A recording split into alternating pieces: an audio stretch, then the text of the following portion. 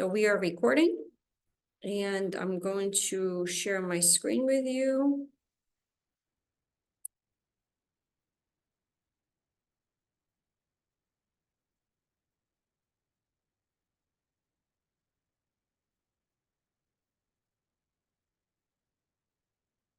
You should be able to see it, and just let me know if everything looks good. And also, I know a lot of you have questions, and if you wouldn't mind also putting them in the chat, or at the end, we will leave a few minutes, of course, for questions and answer session. So you're welcome to chime in that time, or just to post them in the chat box, and I'll make sure that I will answer them for you.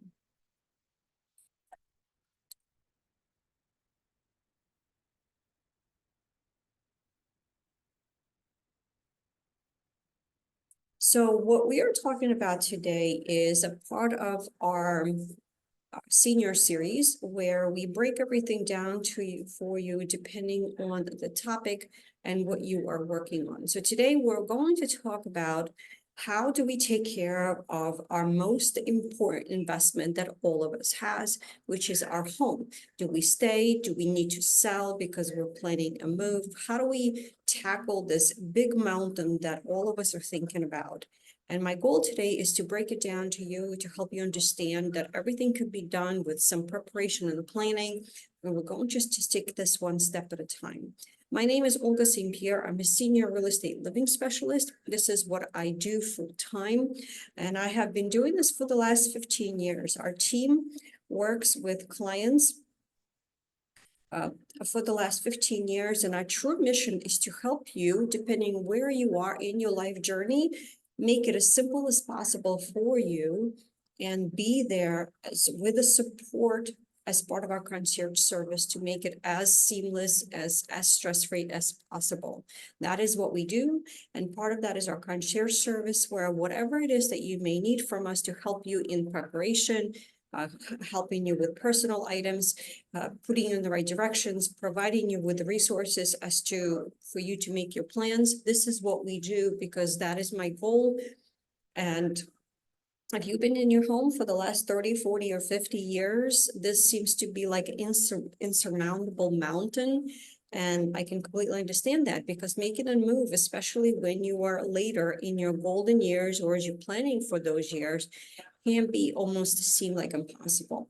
But yet here I am to tell you that it is absolutely possible. This is what we do every day, and I want to assure you that we're here to help you with whatever advice that you may need from us. So what I want to start out with is just to talk a little bit about the market. And I've been adamant about taking what you hear on social media, what you see on internet, and what you see on news, and most of what you hear is all doom and gloom. Market is crashing, things are completely upside down, it's an election year, we can't do anything, we should sit tight. What I encourage you to do is not to take that literally, because it's very hard to make a decision when what the news does is they takes the whole market and lumps it all together. And as you can imagine, our country is so big, so that way when you go on vacation, let's say you are here from the East Coast and you go to Texas or West Coast, sometimes you feel like you're in a different country because it's so different. So what I encourage you to do is take everything that is on the news with a very, very big grain of salt, and to turn to someone like myself, someone who is in the community all the time and talks about it and follows the market, to make sure that you understand exactly what's happening in our community, in our marketplace, to help you with what you need to do here where you live, not what is going on a state or two or a couple of time zones away, because that is that important. So a couple of things that we were talking about, I just want to bring to you some general things that are going on in our marketplace. The supply of homes is growing a little bit, yet we're still seeing it to be very low. And the big challenge for that is because a lot of the homeowners are holding on to their homes because they really love the current mortgage that they have, if they still have a mortgage. A lot of homeowners have refinanced between the years of 21 and 22 and the start of 23, when the rates were historically low. So you're talking about probably 2 and 3%, maybe a little bit more. Yet what I'm going to tell you is that if you're waiting for those rates to come back, That's what I hear from a lot of our clients that say, well, I'm gonna wait until the rates calm down, until the rates go back. My question to you is, are you waiting for them to go back down to the same 3.5%? Because if your answer is yes, then you might as well wait until pigs fly, because that's most very likely is not ever going to happen, because that was a fluke. That was something that was put in place as incentive to kind of bring things back to normal because of the pandemic. So the normal interest rates where they're considered to be low are between 4 and 5%. So where we are right now is between 6 and 7 is actually very quite normal. These rates are very reasonable and they're very doable with some planning.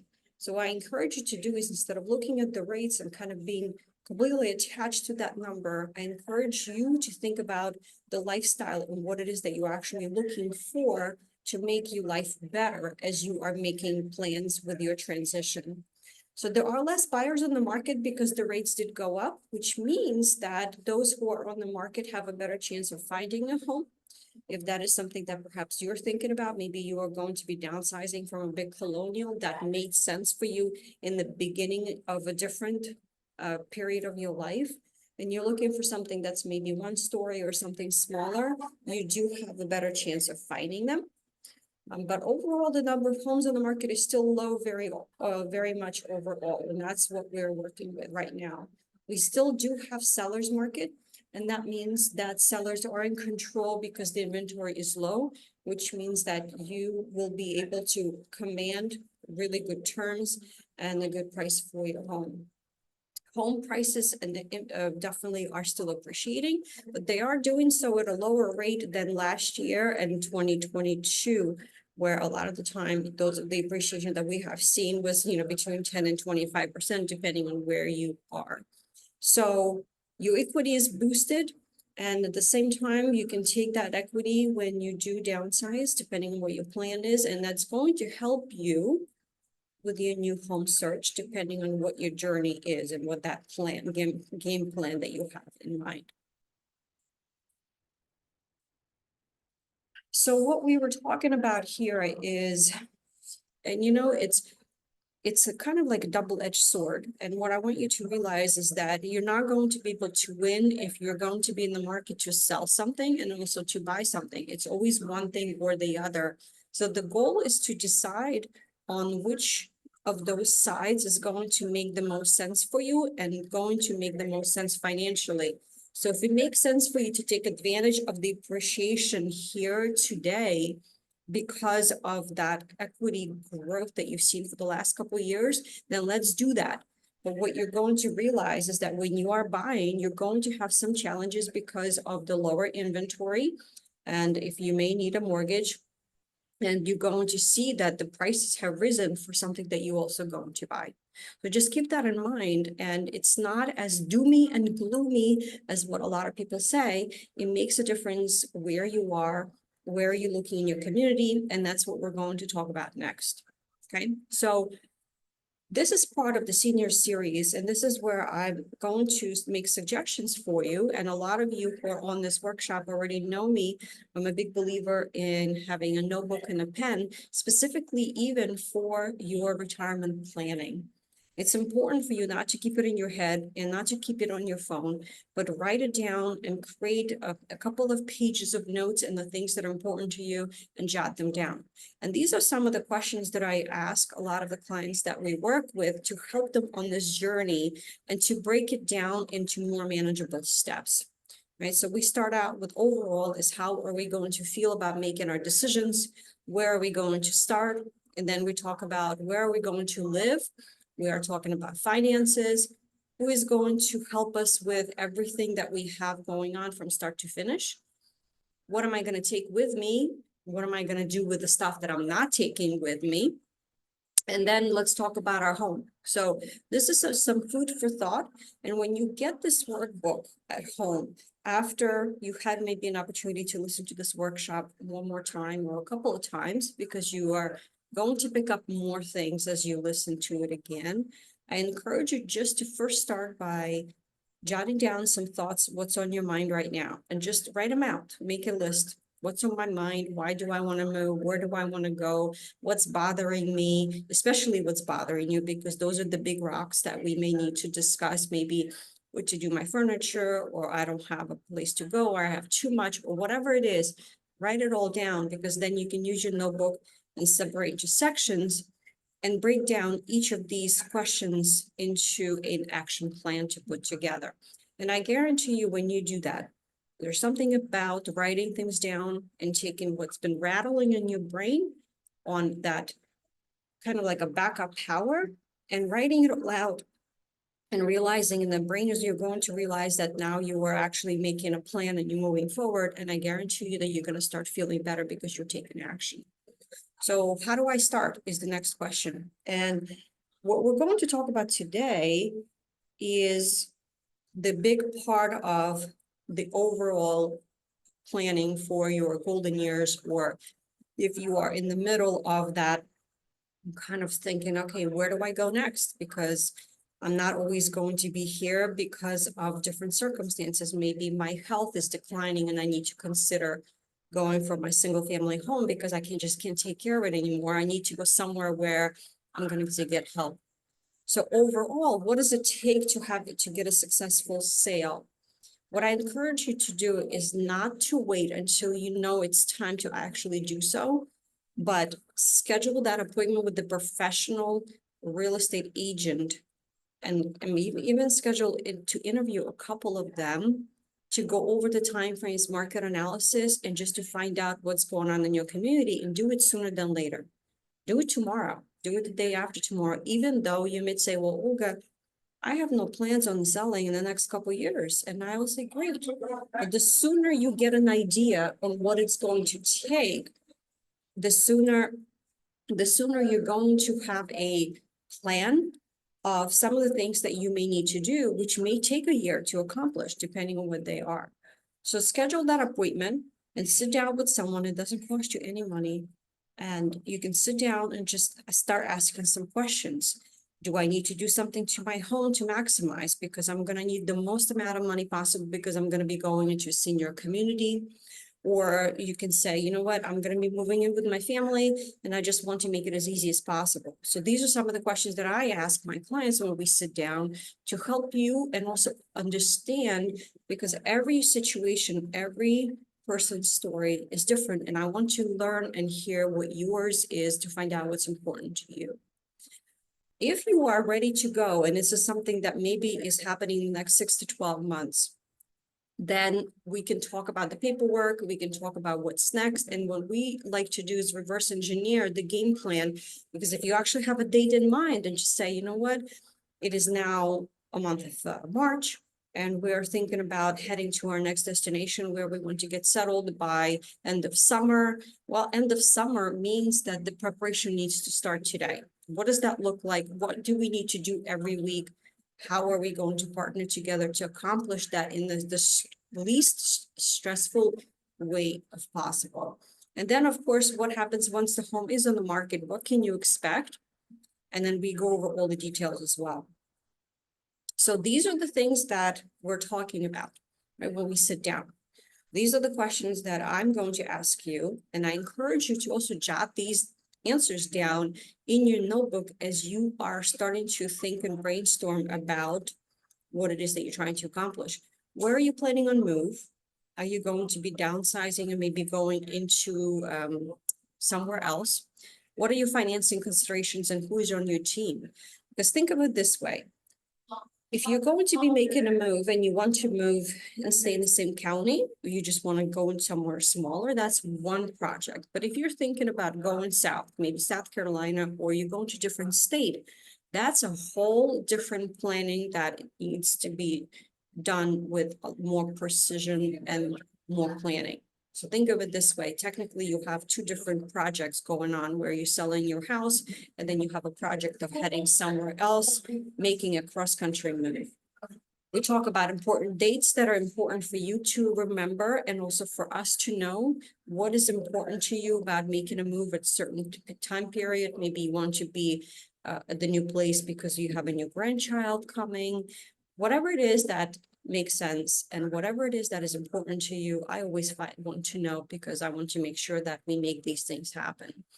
And we do go over the market analysis, at least for the last 12 months, because it's important for me to share with you, to show you how market fluctuates, not what's on the news, not what's happening in Texas, because that's not going to affect you, but what's happening right here in your neighborhood, which is your township, your school district, and your particular couple of streets. That's what we focus on.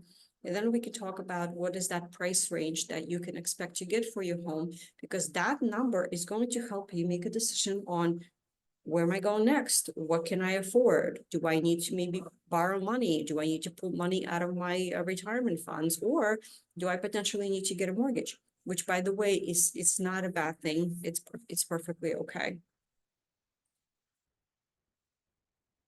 So when the home is on the market, and I'm only going briefly this information with you, we work backwards from the date that you're mentioning to us that is important to you, and you say, Olga, we want to be sold and moved by the end of summer. We reverse engineer, and then we come up with a game plan. What is that on the market target date? And the goal is that by the time your home does go on the market, that home and you are mentally and physically 300% ready for the sale, right? And we need the time frame to potentially complete updates and repairs, which contractors we're going to use, coming up with estimates. So as you can see, the preparation time also takes time as well. If we need time to declutter or maybe right size, we're going to make a decision on what to take, and then we need to make plans for the rest. Important timeframes to know and remember, and then put all of those pieces together, so that way we have a good game plan that is going to accomplish your goal of being somewhere by the time frame that you desire. And this is what I provide. So I took a sample to show you, this is what I bring, and I find this extremely helpful to give you a bird's eye view, and I make it more specific for your neighborhood. So this I took as an example for Burlington Township in Burlington County. What I do is I make this specific for you. If this is something that you would like me to prepare for you, even though if you're not ready, please let me know, because I'm more than happy to send it to you and go over it with you if it is going to help you and ease your mind in your own planning process, right? So here's what we look at here. This is what I want to show you. If you start all the way to the left, these are the months of the year, and we're going back 12 months. What's important here to see is you can see roughly how the seasons fluctuate specifically for Burlington Township. So what can we see right now is that the least amount of homes that were actually listed were last month, February of 2024. The busiest month of homes that went on the market was June. So what does that tell you as a potential seller? Based on the historical data, if you don't want to compete with a lot of houses, then you should avoid listing in the month of June. You may want to do it as quickly as possible in the month of March and April, which are actually my two favorite months to put the home on the market if you are targeting springtime as the time where you want to go ahead and put your home on the market, depending on if it makes sense for you for your own planning purposes. And then, of course, the least amount of action was back in February. So this is just the homes that went on the market. Then we also look at the homes that were in the middle column called pended. That means that during that month, these many buyers saw the home, made an offer, and the seller accepted an offer on their home. So again, the least busiest month was February of 24. Actually, it was January of 2024. And then the busiest month was the month of July of 23. So this is what you can see.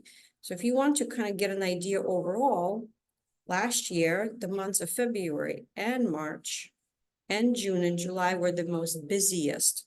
And of course, interest rates could have contributed to that. The next column that I am showing you and sharing with you is called units sold. That means that that's how many homes the actual closings took place during that month, which means that those buyers most likely found those homes, made offers, and got their offers accepted either the month before or the 2 months before. So as you can see, the busiest time was August of 2023, which makes sense because a lot of those homes were probably found in July or in June. Okay, so this gives you an idea of what is happening and how the market is acting in your particular neighborhood. And that's why it's so important for you to look at, if you want to go ahead and watch the news, but just say, you know what, that's all fine and dandy, but I want to know what's happening in my neighborhood. I want to know what's happening on my street. What is going on? Are people moving or people not moving? Why? And why is happening? What's not happening? The other two columns that are still important to look at are going to be your median sale prices, right? That will give you an idea of what the sellers are actually getting for their homes. And they do fluctuate depending on the time of the year as well. And then the cumulative days on the market, which is the right column here. And that is telling you how long it took on average, well, on the median really, total homes to be sold in that month. Okay, so most of the time it is sitting under 30 days, which is what we've seen for the last couple of years. And the other important consideration I want to share with you is current inventory and inventory accumulation. So as you can see right now, for the month of March, there's 15 homes on the market, and this is the statistics that I actually found today. Last year, in March of 2023, we had 23 homes on the market. So we're still waiting because we're just in the beginning of the month, so we'll see what happens. But at the same time, February of 2024, 11 homes were on the market. And the inventory accumulation is only 1.5 months, which is very, very low. We haven't had that prior to COVID. We haven't had these numbers. And as long as I remember that I have been in the business, which is over 15 years. So this is where it comes in to confirm that even, in Burlington County, Burlington Township itself has very, very low inventory. So this is what I would prepare for you when we're talking about helping you make plans, whether it's now, 6 months, or a year from now. It's helpful for you to understand how the market plays in your neighborhood, not just on the state level, or definitely not on the national level. This is what's the most important to know. All right, let's head over and talk a little bit about pricing. This is very important no matter what market you're in. It does help when you as a seller have control over the pricing, where you are in control because the inventory is low. Yet I'm still reminding you to be mindful on a couple of things. That is that the price of the home depends on what the demand from the buyer is. And it still matters on the big three things that we always talk about with regards to real estate. It matters where your home is located. It matters the condition of your home, whether you have done updates and upgrades or you have not. And of course, your price. The price still matters. So these are the things that I'm asking you just to keep in mind. And it's very hard, especially for my senior clients, when you have been in the home for 30, 40, 50 years, you raised your family, you have so many memories tied to that home, and it's very difficult to try to disengage your emotions from trying to price your home based strictly on what it is a potential house for someone else. I totally understand that, and that is something that we work very hard on to help you make that transition as smooth as possible. We still do prepare and get your home ready. Don't think that just because the market is the way it is and you can just decide to put your home on the market tomorrow and off it goes. You still need to do some preparation, which means that you still need to do some tidying, potentially some repairs. If there's some things that maybe you have put off doing, but they do really need to get done. Sometimes it does make sense to pre-inspect the property to help you kind of understand and know if there's any potential unpleasant things that may come up. And these are the things that I have in my pocket as potentials as part of my checklist to go through with you when we sit down, because it does depend. Everyone's home is different, location is different, and the condition, of course, is different. And we try to talk about what are some of the things that we can prevent from happening once the home goes on the market, to help you make it as stress-free as possible. We do complete and do professional photography and get a tour of your home done, and floor plans and drone photography if it makes sense. Because the goal is, again, that first impression is super, super important. Most of the buyers are right now on their phones and on their computers. They're not looking at print advertisement anymore, because if you think about it, most of the people that are shopping for homes right now are millennials. Millennials is the generation of cell phones and online. That's what they're looking for, and that's what's important to them. And they're looking for certain things in homes as well. And this is what I also work with my sellers to help them understand what they can expect, who is going to be going through their home, who is going to be looking at their home as a potential purchase. And then we work on the home marketing materials portfolio. That is part of the homework that I give you when we sit down together. We're going to prepare a disclosure, utilities checklist, list of upgrades and updates that you've made, what your costs and utilities costs are for the summer and the winter, to help buyers understand what their total expenses are going to be as homeowners, not just their mortgage payment per month.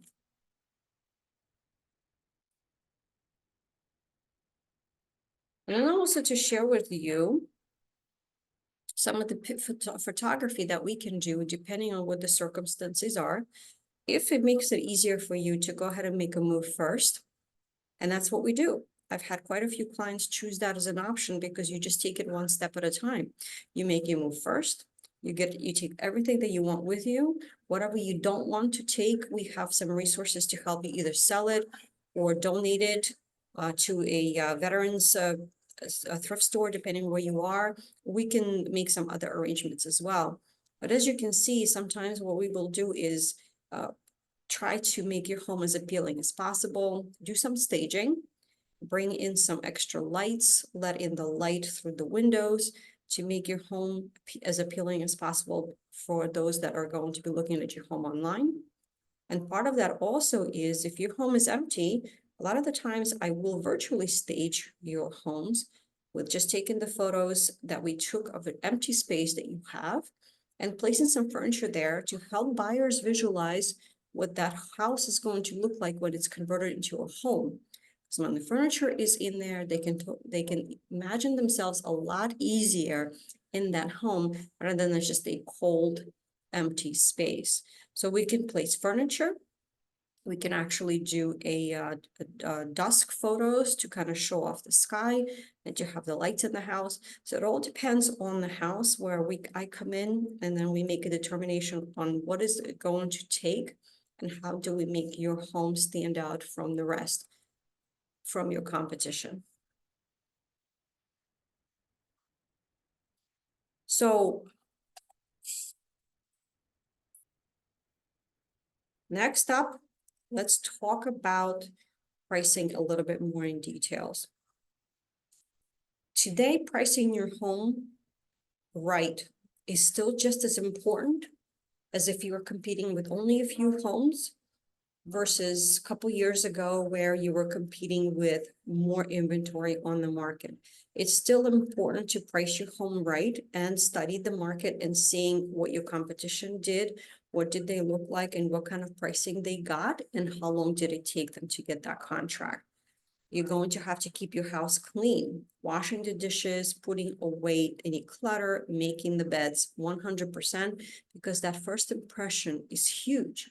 If potential buyers don't like the pictures of what they see online, they're not even going to schedule an appointment to go ahead and visit your home, and then we can't make them. Once they see it one time and they took that pass, it's too late to try and grab them afterwards, right? So we need to help buyers help them feel at home.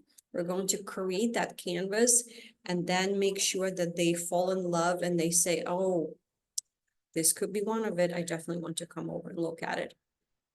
And that is the goal. The goal is to get them in the door, to help them visualize the space, help them understand how they can make that house into their own home and create their own new memories.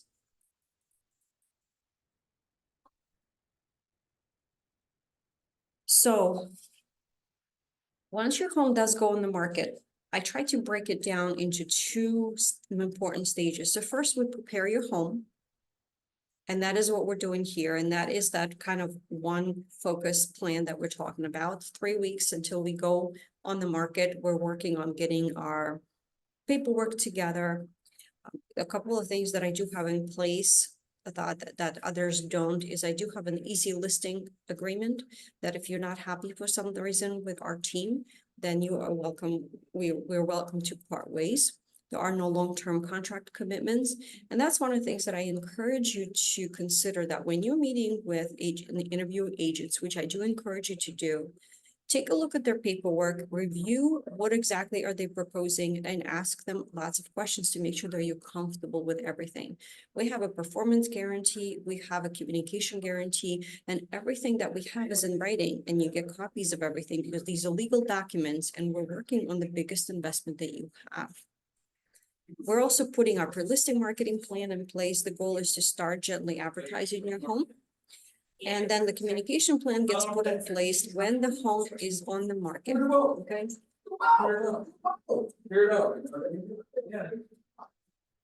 We're going to be talking at least once or twice a week. And then talking on the regular basis going forward. And there's going to be also emailed correspondence as well to you. So you have an idea on the marketing reports, the showings, the feedback that we have, neighborhood sale updates. We're going to be keeping track on what exactly is happening. And then if we have to do reviews, if you go past this 30-day marketing timeframe, then we're going to review, adjust, and then figure things out as well. And that's what we're going to be doing. Once your home is under contract, that is time for phase 2. And that's where we're talking about, okay, what is going to happen? Because then now we have a timeline to work with. And then we're going to be going to negotiations for working on home inspection, with the buyer's mortgage company appraisal, working on the mortgage commitments. And then by that time, helping you pack, get everything in order, and actually go to settlement where the buyer on your home is going to get the keys to your house. So this is what I wanted to share with you today. It's just a summary of what happens and what takes place. But I'm going to encourage you that if you do have individual questions specifically to your own circumstances, to please don't hesitate to reach out to us as well. We're happy to provide you a lot of the information at no cost to you. We have a seller resource library that we're going to send a link to you.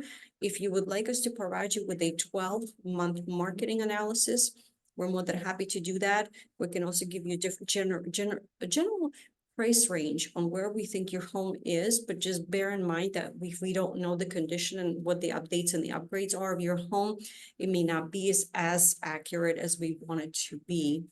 And of course, if you want to stay in contact with us, we do have webinar recordings on our YouTube channel at Home with Olga. And most of the time you can find me on social media on Facebook. So this is what I wanted to share with you today. Let me check if there were any questions that were posted at the,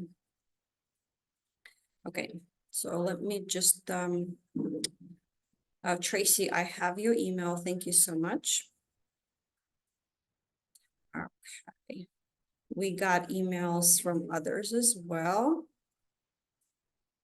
Okay, Eugene, I have that information. Thank you so much.